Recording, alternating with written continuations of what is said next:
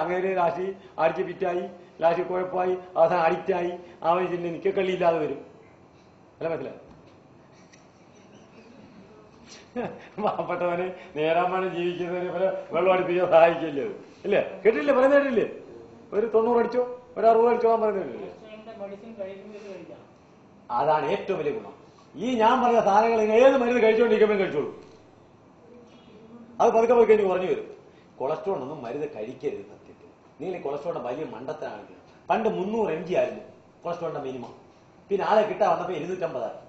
പിന്നെ ആള് കുറഞ്ഞപ്പോ 200 ആക്കി. ഇപ്പൊ 150, 195 ഇരിക്കുക റേഞ്ച്. ഇനി ആളെ കിട്ടാൻ വന്നു കഴിഞ്ഞാൽ ഇനിയും കുറയും.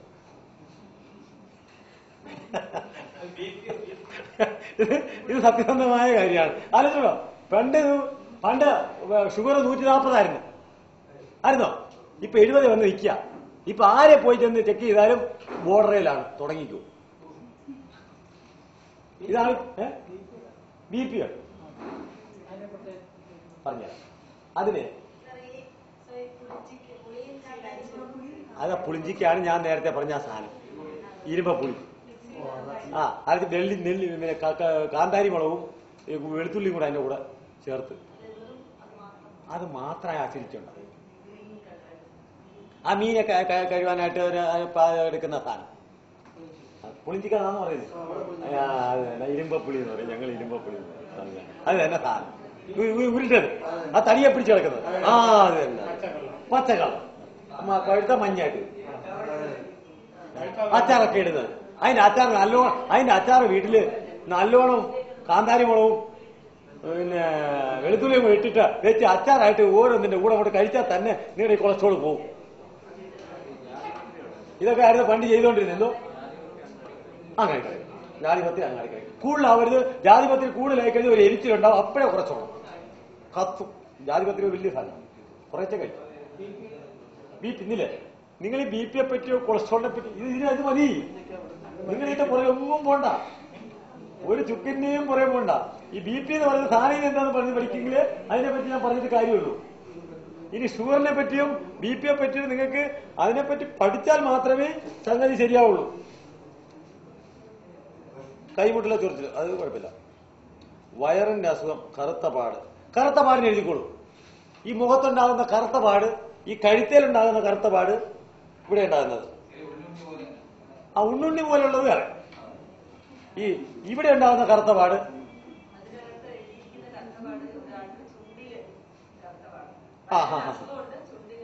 ചുണ്ടിന്റെ ആ അസുഖത്തിന് ഒരു കറുത്ത പാടിന് വേണ്ടിയിട്ട് അവരുടെ വയറിനാണ് കംപ്ലൈന്റ്.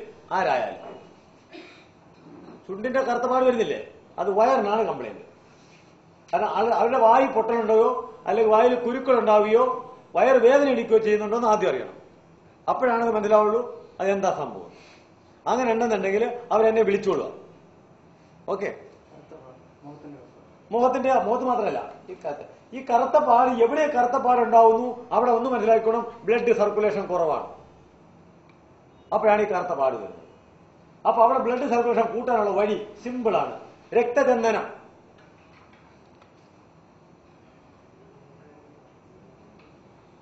വയമ്പ്, മല്ലി നമ്മുടെ സാധാരണ മല്ലി, കസ്തൂരി മഞ്ഞൾ ഒരു കാരണവശാലും കടയിൽ നിന്ന് ആ കളർ ചേർത്തത് മേടിക്കരുത്. നമ്മുടെ വീട്ടിൽ ഇഷ്ടംപോലെ എവിടെ തോട്ടിൽ പോയി നോക്കിയാലും കാണാവുന്ന സാധനമാണ്. അത് പറിക്കുക, അരിയ, ചതഞ്ഞ് അങ്ങോട്ട് വെയിലത്തോട്ടിട്ടേക്കുക. 2 ദിവസം കൊണ്ട് ഉണങ്ങി കൈ കിട്ടും. മറ്റവര് അതിന്റെ കളർ കിട്ടാൻ വേണ്ടിയിട്ട് മുക്കുന്നുണ്ട് കെമിക്കലിനകത്ത്. ഇത് പണ്ടാരാണ്ട് പറഞ്ഞ പോലെ ആയിപ്പോലോ സാറേ. അഞ്ജനം എന്നാൽ എങ്ങനെ ഇരിക്കും, മഞ്ഞൾ പോലെ വെളുത്തിരിക്കും. അല്ല ഒരിക്കലുമല്ല. കച്ചോലം ഇത്രയേ ഉള്ളൂ, കസ്തൂരി മഞ്ഞൾ ഇത്രയും. കസ്തൂരി മഞ്ഞൾ മഞ്ഞയാണ്. ഇത് കച്ചോലം സാധാരണ ആൾക്കാർ ഉപയോഗിക്കുന്ന, എല്ലാവരും ഉപയോഗിക്കുന്നത് എന്താണെന്നറിയാമോ? വെള്ളം അടിച്ചു മണം അടിക്കാതിരിക്കാനാണ്.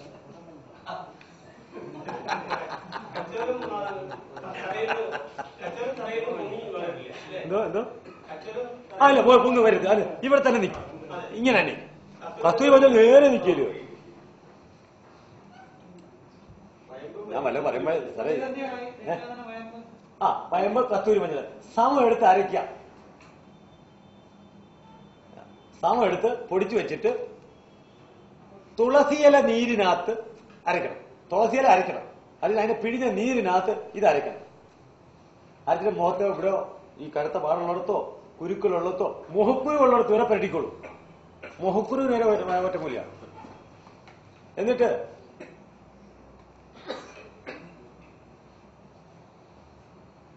അതെ, ഇത് കൂടുതൽ പ്രശ്നമുണ്ട്. ഈ ചിക്കൻ പോക്സൊക്കെ വന്നിട്ട് ആ ഉണങ്ങുന്ന പരുവത്തിലാണെങ്കിൽ അങ്ങോട്ട് ഇട്ട് കൊടുക്കാമെങ്കിൽ ഒന്ന് എരിച്ചിലൊക്കെ ഉണ്ടാവും. മൂന്നാം ദിവസം ഇത് ഉണങ്ങിക്കും ചിക്കൻ പോക്സ്.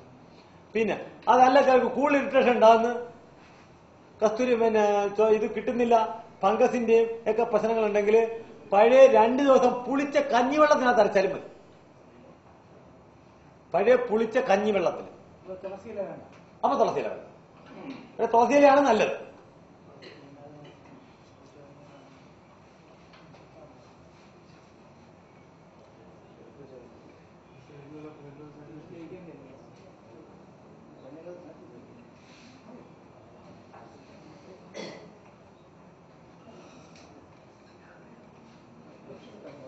ഈ ഒരു കാര്യം നിങ്ങൾ എപ്പോഴും മനസ്സിലാക്കണം. യൂറിക് ആസിഡിനെ പറ്റി സംസാരിക്കുമ്പോൾ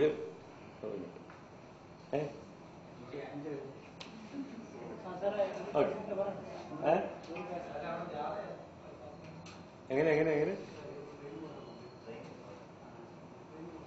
എങ്ങനെ ഞാൻ മനസ്സിലാവും. എനിക്ക് മനസ്സിലാവും. എനിക്ക് യാതൊരു പ്രശ്നമില്ല. കാരണം എനിക്കെന്ന് പറഞ്ഞാൽ നിങ്ങളിൽ ഒരാളെങ്കിലും ഞാൻ പറയുന്നതിനകത്ത് ഒരു കാര്യങ്ങളും ചെയ്തു നോക്കിയിട്ട് എന്നെ വിളിച്ച് പറയാം വൈദ്യുതി ഓക്കെ എന്ന് പറഞ്ഞു കഴിഞ്ഞാൽ അത്രയും സന്തോഷം. എത്രയേ ഉള്ളൂ എനിക്ക്. ഇത് കച്ചവടമല്ല, അല്ല യാതൊരു വിധമായ ബിസിനസ് ടെക്നോളജി ഇല്ല ഇതിനകത്ത്. അറിയാം. അല്ല മനസ്സിലായ ഒരു മാനേജറുണ്ട്. അപ്പൊ നമുക്ക് യൂറിക് ആസിഡിനകത്തോട്ട് പോവാം. വേണ്ട, രണ്ടാമതൊരു കാര്യത്തിൽ ഇൻഫെക്ഷനകത്തോട്ട് പോവാം. ആദ്യം ഇൻഫെക്ഷൻ പറ്റുക. അപ്പൊ അത് എല്ലായിട്ട് കണക്റ്റഡ് ആയി വരും. യൂറിക് ആസിഡ് ഇതെല്ലാം കണക്റ്റഡ് ആയിട്ട് വരും.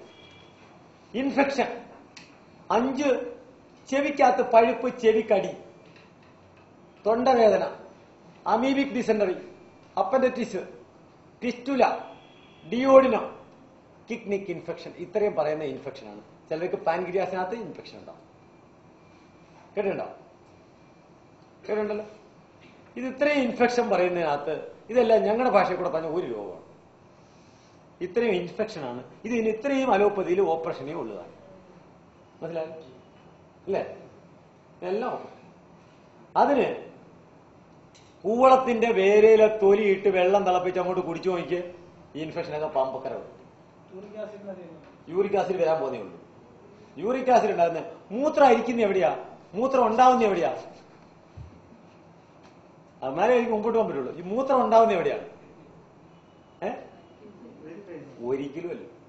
Only kidney അരിപ്പയാണ്. കിഡ്നിയിൽ ഒറ്റ ജോലിയേ ഉള്ളൂ. ഇത് പഠിച്ചെങ്കിലേ കാര്യം നടക്കുള്ളൂ. നമ്മുടെ കരളിനകത്താണ് യൂറിക് ആസിഡ് ഉണ്ടാവുന്നത്. കരളിൽ നിന്നാണ് പ്രൊഡക്ഷൻ തുടങ്ങുന്നത്. അവിടെ വെച്ച യൂറിക് ആസിഡ് ആയിട്ട് അവനെ ബ്ലഡ് കയറ്റി വിട്ടിട്ട് അവനെ ബ്ലഡിൽ നിന്ന് കൊണ്ടുവന്നിട്ട് നമ്മുടെ കിഡ്നിയിലേക്ക് കൊണ്ട് എത്തിക്കും. ബ്ലഡ് ഒരു കിഡ്നിയിൽ ഒരു ദിവസം 850 ലിറ്റർ രക്തമാണ് കയറിപ്പോന്നെ. രണ്ട് കിഡ്നിയും കൂടെ 1700 ലിറ്റർ രക്തം ഈ കിഡ്നി കൂടെ ഓടുന്നുണ്ട്. അതിനകത്തു നിന്നാണ് ഗ്രാവിറ്റിയിൽ 750 മുതൽ 1.5 ലിറ്റർ വരെ മൂത്രം അരിച്ചെടുക്കുന്നത്. ഒരു കിഡ്നി 750 മില്ലി രക്തത്തിൽ നിന്ന് മൂത്രം അരിച്ചെടുക്കുന്നത്. ഒരു 150 ഗ്രാം വലിപ്പമുള്ള 150 ഗ്രാം തൂക്കമുള്ള ഒരു വൃക്കയ്ക്കകത്തുനിന്ന് 12 ലക്ഷത്തിൽ പരം നെഫ്രോൺസുകളാണ് ഇരിക്കുന്നത്. എത്രയാ? 12 ലക്ഷത്തിന് മേളിൽ നെഫ്രോൺസുകൾ, അരിപ്പകള് അടുക്കി അതിനെ ഇങ്ങനെ ഈ ഓരോരോ ജോയിന്റ് ആക്കി വലയായിട്ട് വെച്ച് കണക്ഷൻ ചെയ്ത് വലിയ ഇതാക്കിയിട്ട് കൊണ്ടുവന്ന് വെളിയിൽ കൊണ്ടാക്കിയിട്ട് അവിടുന്ന് ഒരു ട്യൂബ് ഉണ്ടാക്കി അതിനെ 2 കിഡ്നി കൂടെ മരുന്ന് ആ ട്യൂബിൽ കൂടെ കൊണ്ടുവന്ന് മൂത്രസഞ്ചി കൊണ്ടെത്തിക്കുന്നത്. രക്തത്തിൽ നിന്ന് ഡയറക്റ്റ് കൊണ്ടുവന്നിട്ട് അവിടെയാണ് വരുന്നത് നിങ്ങളുടെ ബേസിക് പ്രശ്നം വരുന്നത്. രക്തത്തിൽ